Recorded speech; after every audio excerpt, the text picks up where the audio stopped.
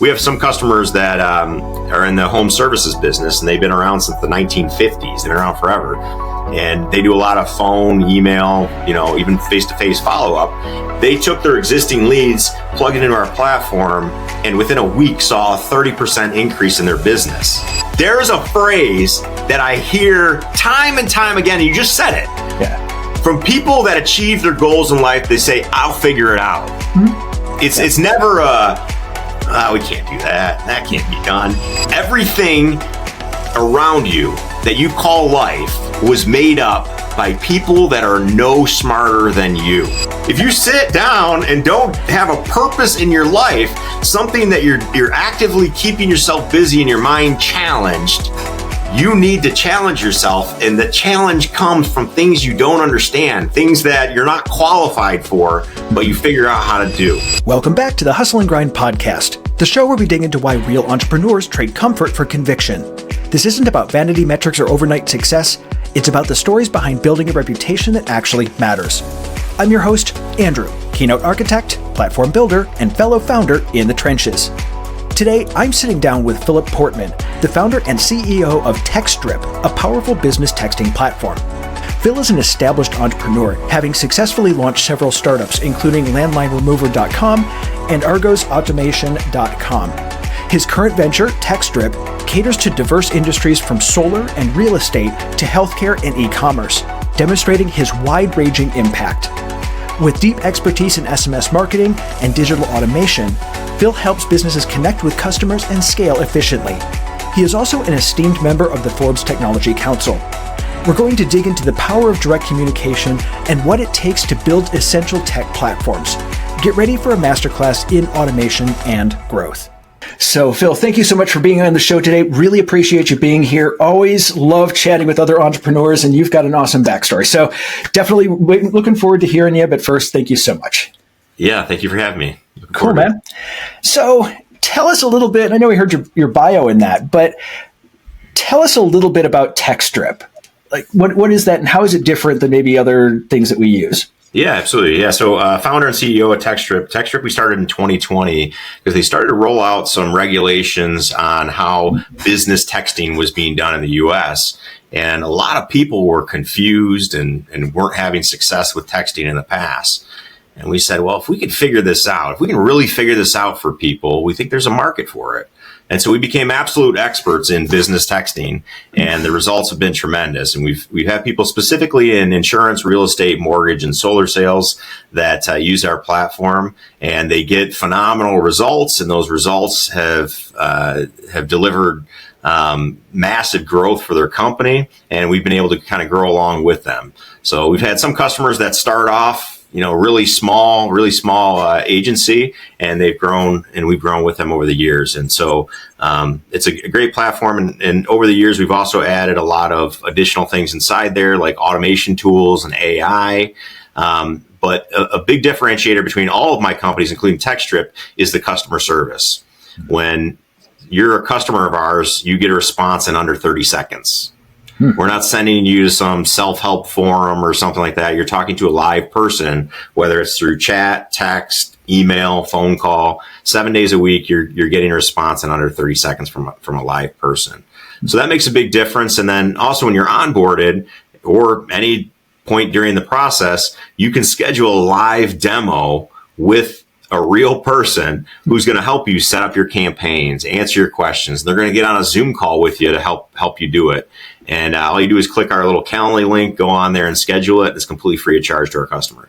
So between the deliverability, the high response rate that you get through text messaging, along with the award-winning customer service, we've seen great growth out of TextStrip and continue to see it.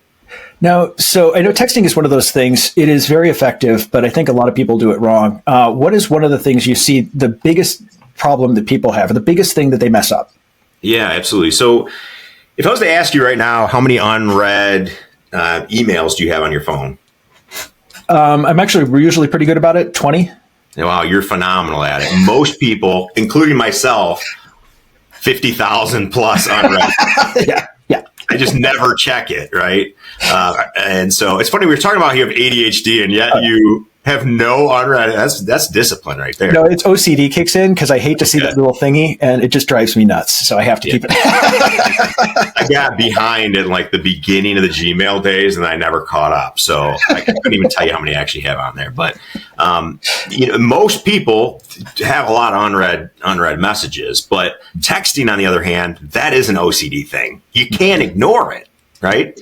And that's why the average open rate time on a text message is 90 seconds. So typically people are reading 90 seconds. Okay. Because it's in your face, you have to open it. You can't ignore it like you can an email. You have to treat it as something that your customers really want to see. Otherwise, you have the potential of ruining your brand. Okay. So email is very good for lead nurturing, sending newsletters, communicating updates in the market, things like that. Texting is more, I need your attention right now because I got something really important for you. Okay. So they're different messages with different call to action. One is more personalized, actionable to you. The other one can be more lead nurturing, informative, that sort of thing. And so if you use your texting like you use email, sometimes you'll actually piss off a lot of customers. And that's where we've seen people in the past use it wrong. That's why we always encourage people to get on with a demo specialist, and they'll help you identify how to message those customers. And some of it is like segmenting your customers inside of our platform. So whatever data you have on them, be a location, age, whatever, if we're going to automate things around that, we still want it to feel very personalized to the people that we're sending it to. So we'll segment the data inside your account, and then we'll also add merge fields in there. So your merge fields are things like first name, last name, address, whatever. We'll add those things in there. So when the message goes out to them, it's as if you were personally texting out that message directly to them. Interesting. And so that's fascinating, because I think as far as, texts, some people think about them like emails, and it's just not the right way to handle it. It's a totally different, everything has its place, like everything has its style. Like LinkedIn is different than Meta, is different than emails and all that sort of thing. So it's interesting to hear that. Cool. Now, it can be a powerful tool if used correctly, but likewise, you can end up messing up things. I mean, the benefits, text messaging delivers a 45% response rate compared to 6% in email, right? So it's significantly faster results and better results than email if used correctly. Makes sense. So now you said you have your own platform. Is it automations? Like, what is it? So my platform, or the platform of choice and what I use is Go High Level. So like, what is it? Is it similar to that? Like, talk to me a little bit more about the platform and what it is. Yeah, absolutely. So the issue with Go High Level and some of the platforms is it has a lot of different stuff that's not really tailored to your specific business. And there's a lot of automation features in there that may not be specifically tailored to your business. And it can get overly complicated for people. Texting, we understand, we follow kind of the 80-20 rule, right? We know that there's other ways to connect with your leads and connect with your customers, but texting is the most preferred way of communication by Americans. It's more preferred than phone call, email, and even face-to-face interactions. People actually prefer communicating through text messaging, right? It's also has the best results, right? So if we follow the 80-20 rule and we say, what's the 20% that's giving us the best results? It's texting, right?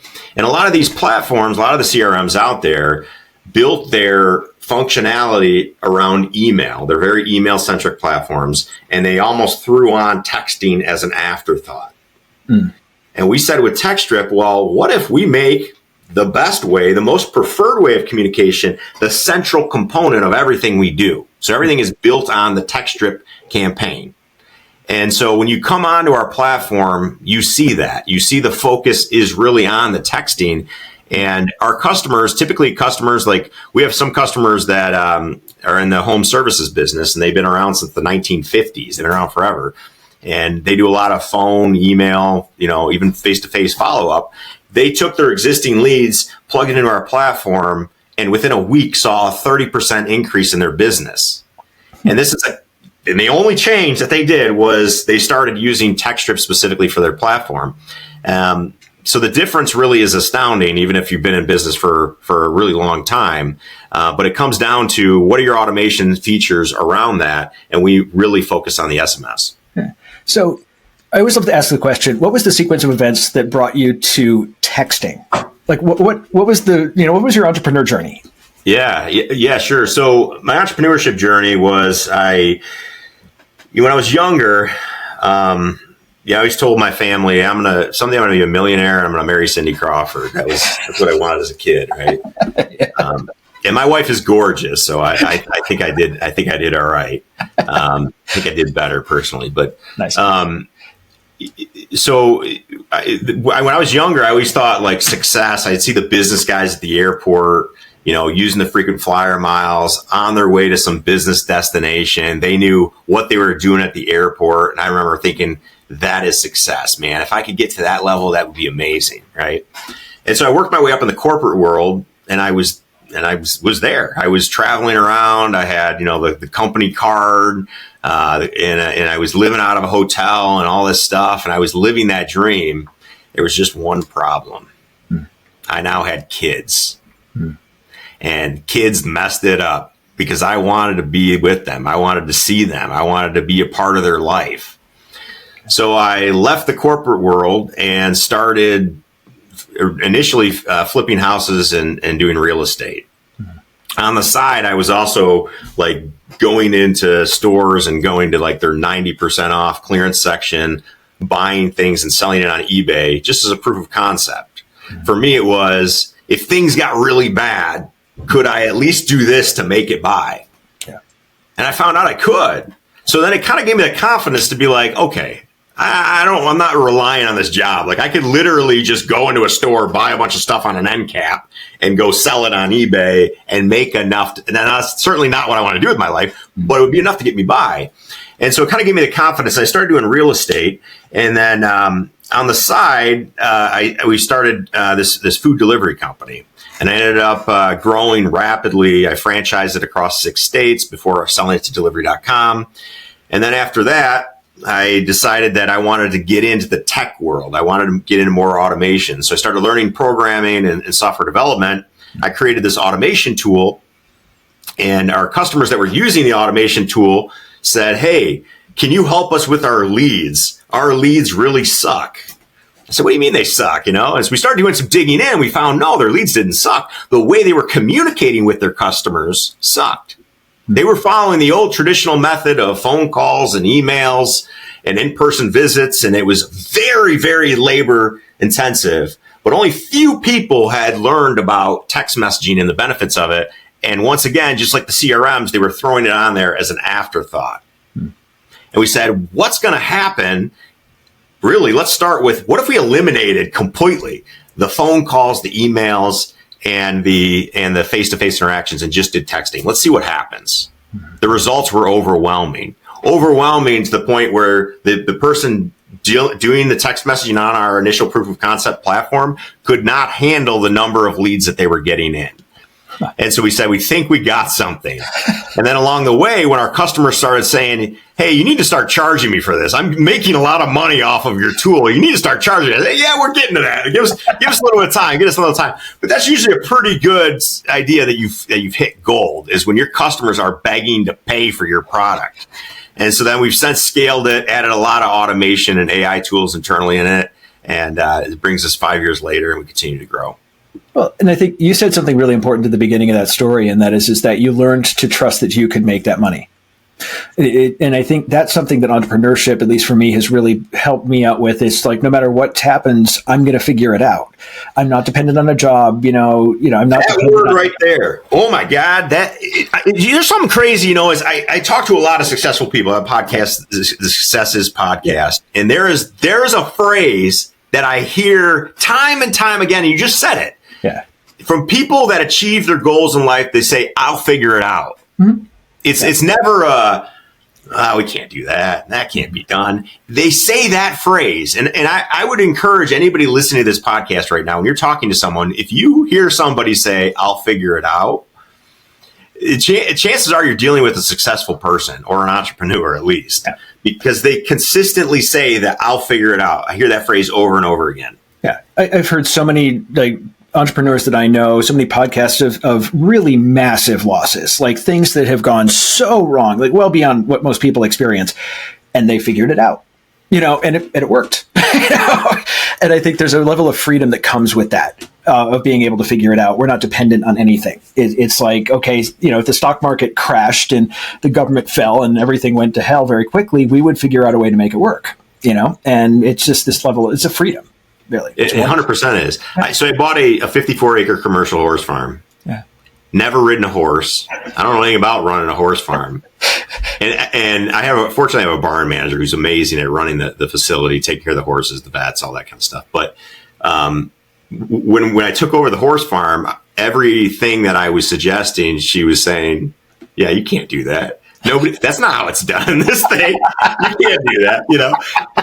And I've heard this so many times that, now it's 2.5 years in since I bought this place, and I bring it up occasionally to her. I go, "You remember when you told me nobody would do ACH automatic payments for their boarding? You remember there's no way they're going to give us their bank account information.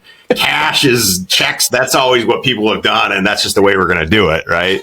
You remember when you said they wouldn't do that? You remember when you said you couldn't, have W-2'd employees? That's not really the way that things work and stuff like that. You remember all of those things you said? And I occasionally have to bring that up, and it's funny because, when people have done things the same way for a really long time, it's really hard to adapt and change that, especially when you have, an entrepreneur that pops in and says, "Yeah, we're going to wreck this whole thing and do it this way instead." So you just said two things that just scream entrepreneur to me. And the first one is, I bought this 54-acre horse farm, not really any idea what to do with it. And there's this moment, and I work exclusively with entrepreneurs because of moments like this, where it's you step back and go, are you crazy, or what the hell are you about to build? Because there's something really cool coming. I don't know what's going to happen.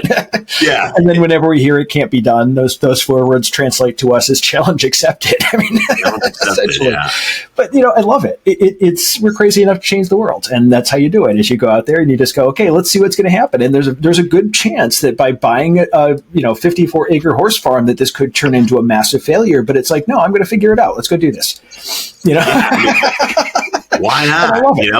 Why not? What are you going to lose, right? Money, stuff. You're not going to die. It's not going to kill you, right? That's the thing I always think about. It's like, if things get worse, I can get a job, right? I'm not a great employee because I've been an entrepreneur too long and I question too many things, but I could technically get a job if I had to. There's so many things out there, and there's so many ways to make money in this day and age. I mean, we are the wealthiest economy that's ever lived throughout history. There's so many opportunities. I mean, you think about if your grandparents today, if your grandparents back then, your great-grandparents, whoever, if you were to tell them that you had this magic box in your pocket that gave you access to all of the world's information at your fingertips, what would you do with it? They would say, oh my God, the things I could do with this magic box, the things I could pull off, right? Yeah. But we've become so used to it. It's like, it's just a phone, right? It's just a way for me to access things. Yeah. No. If you use this thing properly, you can do just amazing, incredible things.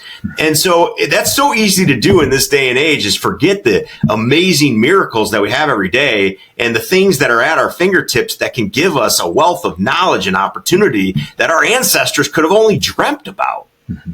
Yeah. Yep. Steve Jobs said everything around you that you call life was made up by people that are no smarter than you. Mm-hmm. And I really embrace that. That's kind of the aha moment, right? The skyscrapers, the bridges, the businesses, all of it was created by people that were no smarter than you. We try to say, they could be genius level. What's their IQ? Blah, blah. No. I graduated with like a 2.5 GPA. I guarantee you are probably smarter than I am. But I have one thing. I have this thing that says, I'll figure it out. I'll figure it out. I'll figure it out. It's a stubborn determination that says, I'll figure it out, that many entrepreneurs have. And if you change your mindset to just that one thing, it breeds success. Yeah. When I first read the book Can't Hurt Me by David Goggins, Goggins was a huge person who changed my mindset.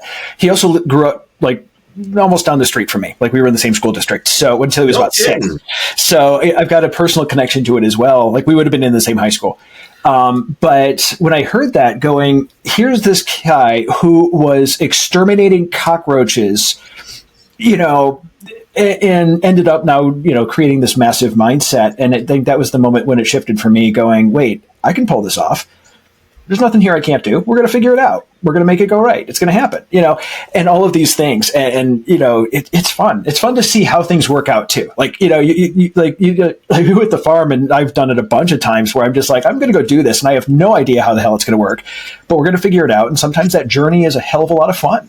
And you learn a lot about yourself in it. And you learn, if there's some sort of demon that you come into with this, you're going to find it and you're going to have to deal with it. But you really become a completely different person. It's not always about the goal. It's about the path that you take to get there is also part of the growth process. So yeah. Absolutely. And it's life. Really, if you look back on your life and the things that stand out the most and the best memories you have, typically it's when things went wrong. Yeah. And you had to solve problems. Mm-hmm. Like for me, it's my wife and I down in Mexico. We ran out of gas in the middle of the jungle and had to hitchhike our way back to civilization.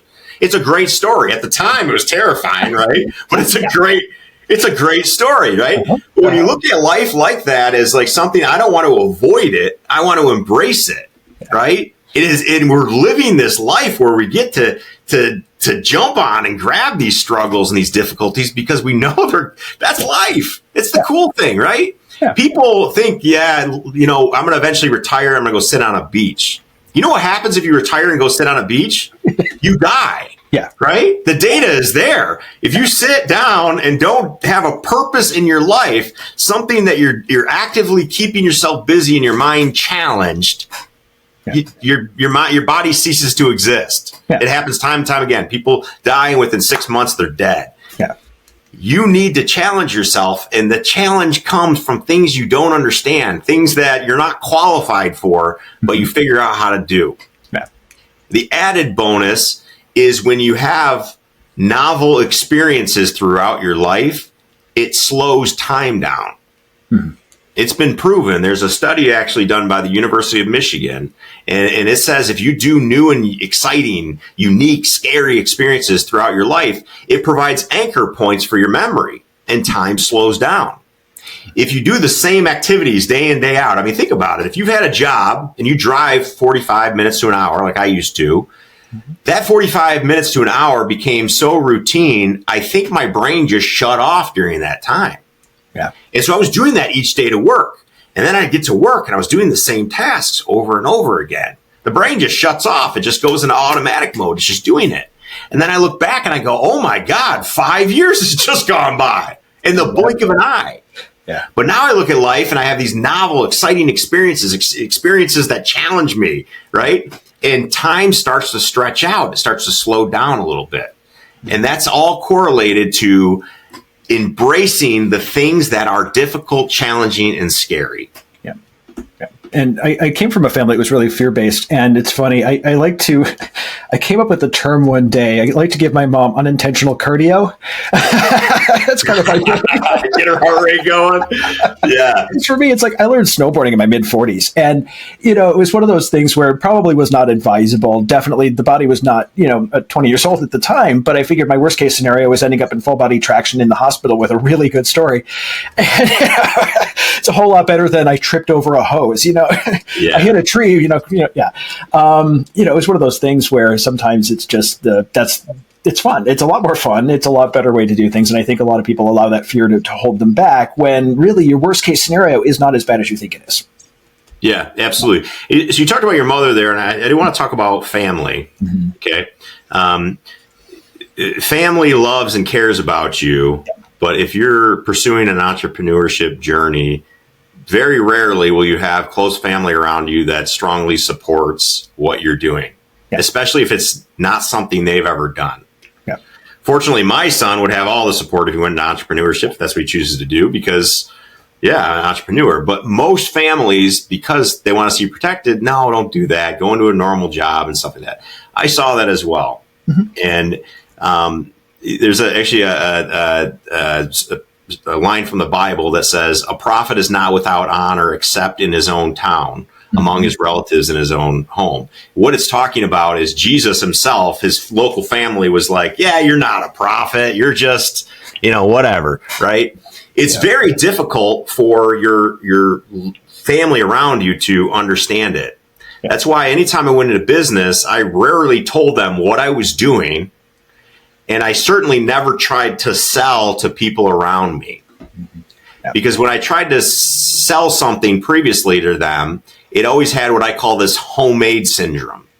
They were like, well, it's Phil's thing, so we're just supporting him because, not because it's a superior product or service, but because he made it himself, right? Yeah.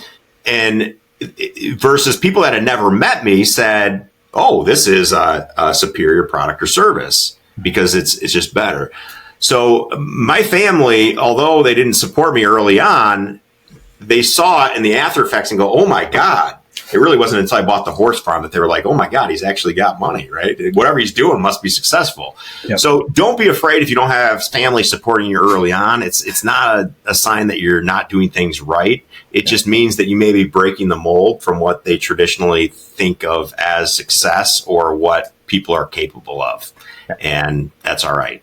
Yeah. And we were talking about this, before we started the show today, that even with the best of intentions, what we do is so far outside of their experiences that even if they tried to help, they wouldn't be able to, because it's just completely different. We're the ones that think totally differently. We're the ones that go out and just change stuff and do things. And it's not something that average. I have a good friend of mine that says maybe 4% of people are cut out to be entrepreneurs. Yeah. Like, it's a very small percentage. And when you think about your family, the chances of you having two entrepreneurs in a family are very rare. And so, it's with numbers like that. And so, yeah, they're going to try. They don't understand it. They're not going to until you're successful. Like you said, it's not that you're wrong. It's not that you're going in the wrong direction. It's just that you're wired differently and they are looking at it through their perspective. Yeah, absolutely. No, I've had people that reach out to me with the idea of entrepreneurship, and it's why? Mm-hmm. Why do you want to do this to yourself? Yeah. Sometimes I ask that too. But the why is really, to be an entrepreneur, you have to embrace the failure and the excitement around the opportunity and the challenge and stuff like that. If you're somebody who wants to be comfortable and really shies away from struggles and difficulties and problems and all that stuff, it's probably not the best for you. You could find and do really well in the corporate world or something else. Even freelancing could be a hybrid between, entrepreneurship and things like that. There are safer routes to go. I really don't think entrepreneurship is for everyone personally. Yeah. Yeah. And only do it if you're wired for it. I mean, and you'll know. There's no criteria, but I don't know about you. I knew when I was a kid that being self-employed was going to be my end goal. This is going to happen. 100%. I just knew that this was going to happen. Yeah. Yep. Yeah. And you have that bug in the back of your head that says something is different and you have something that you want to change the world with. And I think once you get that, then it's time to start looking at it. But yeah, and whatever path you go in, there's not a right or wrong one, but there is the right one for you. Yeah. And so I think hearing that from people going, no, this is what entrepreneurship is about. It's about doing wild and crazy stuff, not reckless, but taking strategic risks. Yeah. Yeah, absolutely. And most entrepreneurs that I talk to, I can say, hey, what's that big moment for you that you took that risk? Like, what is it? Right. And they all have it. Yeah. They all have like this office building that was way too big for the number of employees that they had, and they bought it. Right. Mm-hmm. Or the garbage truck route that they bought, having no idea anything about garbage truck business or whatever it is, right? They have this giant risk that they took, but it wasn't just, if you dig into it, it's like, why did you, right? And there is some intelligence behind that once you start peeling it back. They weren't just throwing darts blindly at a wall. They just had this gut feeling, but the gut feeling had a lot of supporting things behind why it was going to work. And they just truly believed that this was the opportunity.